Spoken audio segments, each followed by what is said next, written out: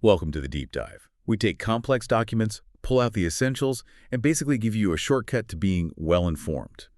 Today, we're diving into the Allstate Corporation's Q2 2025 Form 10Q. Now, that's their quarterly report to the SEC. Think of it like a detailed checkup on how they've been doing lately. And this report, it's packed. Lots of info on their performance, strategic shifts, challenges they're facing. Our job today: uncover the key financial takeaways, figure out why they performed the way they did, and explore what it all means for their strategy. So grab a coffee, maybe? Let's get into it. All right, let's start with the big picture, the financial snapshot. Insurers have had some tough times, so did Allstate deliver a strong Q2? What's the main takeaway? Oh, absolutely. I mean, the first thing that jumps out is this really significant turnaround in their results. Allstate reported net income for common shareholders of $2.079 billion. That's for Q2 2025. Wow. Yeah, and compare that to just $301 million for the same time last year. It's a huge difference. Huge. For the first half of the year, it's $2.645 billion, way up from $1.490 billion in 2024. Now, a lot of that surge came from higher earned premiums, their main insurance business doing better. But importantly, there was also a big one-time gain.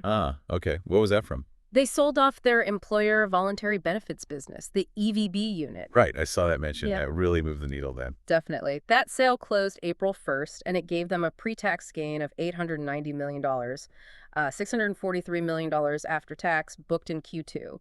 And they're not done streamlining. They expect another gain, around $500 million, in Q3 from selling their group health business. That deal just closed July 1st. So a clear strategy there to focus, shedding some parts of the business. Exactly. Divesting non-core assets. Okay, so that gain explains a chunk of the profit jump.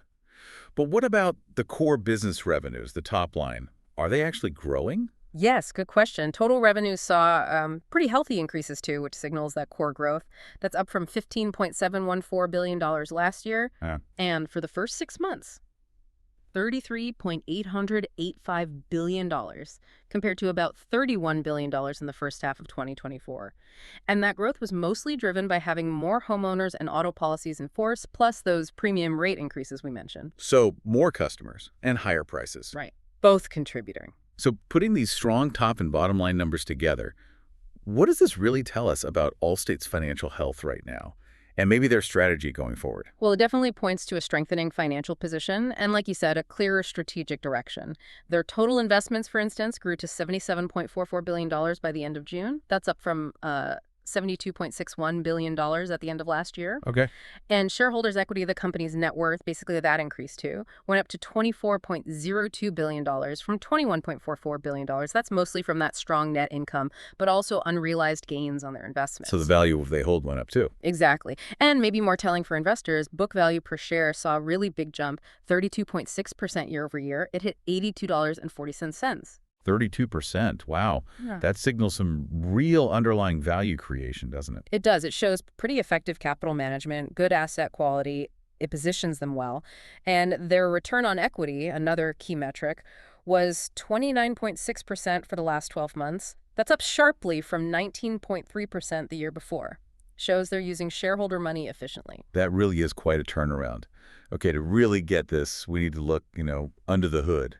Yeah. At the different parts of the business. What's really driving this performance? Right, let's break it down. Starting with the core, the Allstate Protection segment. That's your auto and homeowners insurance. This segment had a massive improvement. It went from an underwriting loss of $142 million in Q2 last year. Meaning they were losing money just on the insurance part. Exactly. To an underwriting income of $1.28 billion in Q2 this year. Huge swing. It is. And that was mainly because of higher earned premiums and somewhat lower losses compared to premiums. And how did that translate to the combined ratio? That's always the key number everyone watches. Yeah, the combined ratio improved significantly. It came in at 91.1% for Q2 2025. Okay, so well below 100%. Profitable. Very profitable. Right. That's down from 101.1% in Q2 last year, Right. when they were actually losing money on underwriting. Right. Now, one thing to watch is catastrophe losses. They were actually down slightly in Q2 itself, $1.99 billion versus $2.12 billion last year. But for the first 6 months of 2025, cat losses are up quite a bit. $4.19 billion compared to $2.85 billion in the first half of 2024. Oof. What drove that increase? Primarily things like the California wildfires and also just bigger wind and hail events. It just highlights how volatile things can be with severe weather. No kidding. So looking deeper within protection, what about growth in auto and home policies? Good signs there, too. Auto insurance premiums written were up 2.7% in Q2 and 4.0% for the first 6 months. That's driven by rate increases, like we said, but also a small 0.5% increase in the actual number of policies in force. They're at about 25.2 million now. Okay, holding on to customers and getting rate increases. And actually attracting new ones, too. New applications were up almost 25% in Q2 across all their channels, exclusive agents, independent, direct. 25%. That's strong customer acquisition. It is. And homeowners insurance saw even stronger premium growth. Premiums written jumped 14.3% in Q2 and almost 17% for the first half. Wow. What's behind that surge? Again, higher average premiums from rate hikes, but also inflation pushing up home replacement costs, which means higher coverage needed. And they grew policies in force by 2.3% to nearly 7.6 million. So higher premiums are obviously key, but are they also getting better at managing the claim side, lowering the loss ratio? Absolutely, that's crucial. The auto loss ratio, for example, dropped by 9.2 points in Q2. That's significant. It is, and it shows better profitability in auto. They attribute it to those higher premiums, lower claim frequency, fewer accidents maybe, and also some favorable adjustments to reserves for older claims. And they mention actively working on claims practices, expanding things like reinspections to keep loss costs in check. Makes sense. And reinsurance must play a big role too, right? Especially with those rising catastrophe losses. Definitely. They emphasize their reliance on robust catastrophe reinsurance programs. Think of it as insurance for the insurer. They mention specific programs like their nationwide excess catastrophe program, a U.S. homeowners aggregate contract, the Florida program, all designed to protect them if a truly massive event hits. Okay, so the core protection business seems to be firing on most cylinders. What about their other segments? Protection services. Right, protection services. That segment showed pretty consistent growth in adjusted net income. It rose to $60 million in Q2, up from $55 million last year. That was mostly driven by growth at Allstate protection plans. Right. The extended warranties you can buy for electronics and appliances. Right. Though some of that was offset by higher expenses at Arity, which is their telematics and data analytics arm. But the protection plans business itself saw a solid 7.4% increase in policies. Okay. Steady growth there. And then there's the Allstate Health and Benefits segment. You mentioned earlier they sold off parts of this. That's right. And you really see the impact here. Adjusted net income for this segment plummeted. It fell from $58 million in Q2 last year to just $4 million in Q2 this year. Wow, quite a drop. Yeah, and it's directly linked to selling that employer voluntary benefits business we talked about.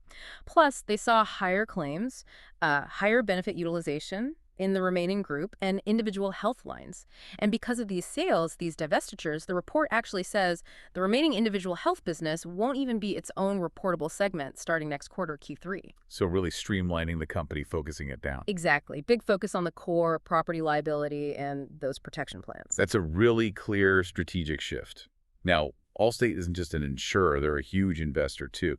How does that piece fit into the bigger picture? What shifts are happening there? Well, connecting the dots, their investment strategy also saw some, let's say, calculated adjustments during this period. Seems like a move towards lower risk. The company actually lowered the amount of its own capital allocated to the investment portfolio. They implemented what they call a balanced risk reduction strategy. What did that involve specifically? It included reducing their holdings of public stocks, high-yield bonds, riskier bonds, and also shortening the duration of their main fixed income portfolio. Making their bond investments less sensitive to interest rate swings. Precisely. Less interest rate risk. As of June 30th, about 87% of their investments were market-based, easily traded stuff like stocks and bonds. The other 13% or so were performance-based, things like private equity, and income from those performance-based investments actually decreased, mainly because private equity valuations didn't increase as much. That income can be pretty lumpy, Depends on the economy, markets, when they sell assets. Right, less predictable. Yeah, and they even note there's a lag in getting some of those valuations, but it's worth pointing out that over 92% of their main bond portfolio is rated investment grade, so still high quality overall. Okay, high quality, but you mentioned risk reduction. Did that involve selling things off, maybe even at a loss sometimes? Because the report does mention net losses on investments. Yes, it does, and that's a great point. Despite the strong overall results, they did report net losses on investments and derivatives for both Q2 and the first half. Hmm. But why is key? It was mainly due to intentionally selling some fixed income securities as part of that portfolio repositioning, that risk reduction strategy. So taking a planned hit now to lower risk for the future. Exactly. It's a strategic trade-off. They also had some losses from derivatives, currency contracts, interest rate futures, things like that, partly due to technical factors like credit spreads tightening. But the main story is deliberate de-risking. Okay, that makes sense. It wasn't uncontrolled losses, but strategic adjustments. Right. Now, shifting gears a bit. Beyond the financials and investments, the report details ongoing legal challenges. That seems like a constant for big insurers. What kind of battles are they fighting? Yeah, it's definitely a complex area. They're defending numerous lawsuits, and many are putative class actions, meaning they're trying to become class actions but haven't been fully certified by the courts yet. Okay. What are the main themes? Well, there are a few key categories. First, homeowner claims practices.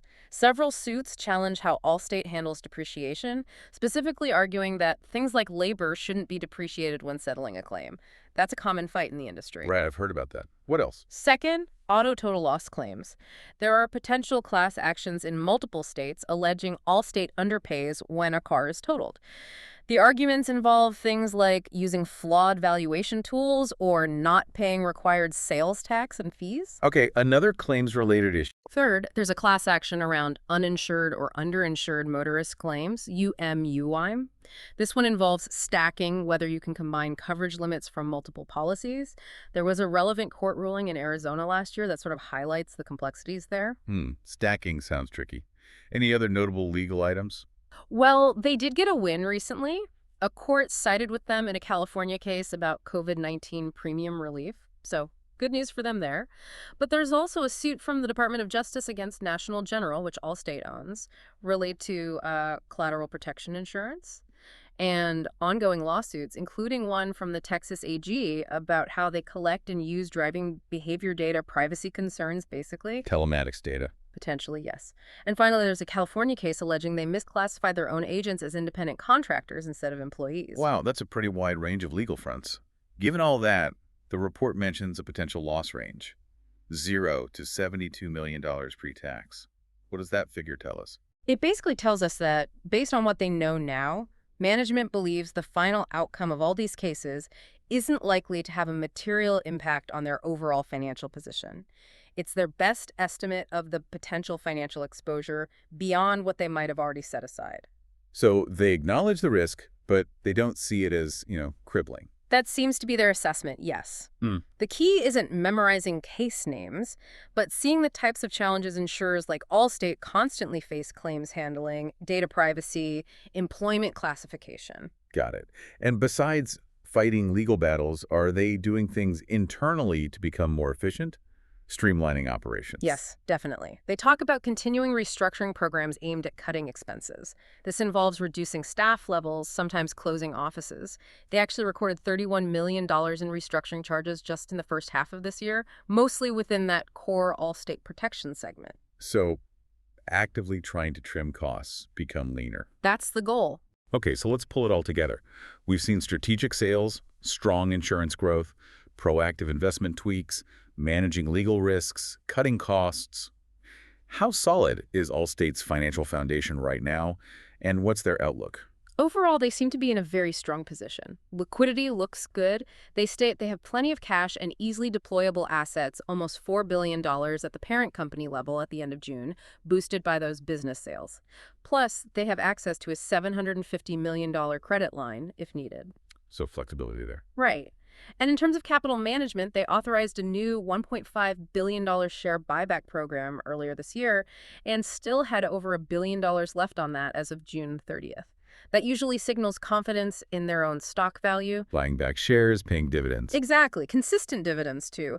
And importantly, the big rating agencies, Moody's and S&P, both affirmed Allstate's debt and financial strength ratings back in May, keeping a stable outlook. That stable outlook from the rating agencies is a key vote of confidence, isn't it? It really is. It suggests they see Allstate as financially sound and well-managed. Looking ahead, what external factors are they watching closely? What could impact them? They flag several macroeconomic risks, as you'd expect. Things like government policy, global conflicts, supply chain issues, labor shortages, the usual suspects.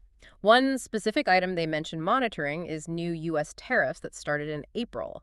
They're watching for potential impacts like higher costs for vehicles, replacement parts, building materials, and maybe even reduced demand for insurance if those things get too expensive. So they're aware of how these bigger economic ripples could affect their day-to-day business. Absolutely. And they tie it back to their own strategy, which they call transformative growth. The goals there are pretty clear: increase market share in personal auto and home, expand those protection plan offerings, focus on customer value, improve technology, basically become more efficient and customer focused overall. It sounds like a comprehensive plan for navigating this environment. Okay, so we've really dug deep into Allstate's Q2 2025 results. We've seen strong financials, driven partly by selling off businesses, but also by solid performance in their core insurance lines. We've seen them managing investments, tackling legal issues.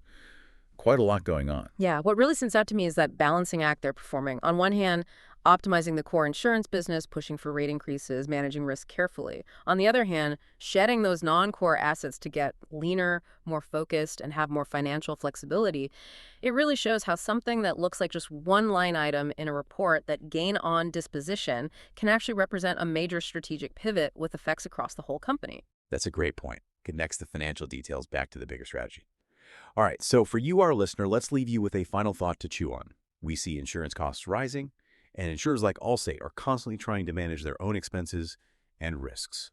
So, thinking ahead, what might be the next big innovation in this industry? What could truly balance making insurance affordable for us, the consumers, while still keeping it profitable for the providers? Definitely something to think about. Thank you for joining us on this deep dive. Until next time, keep learning.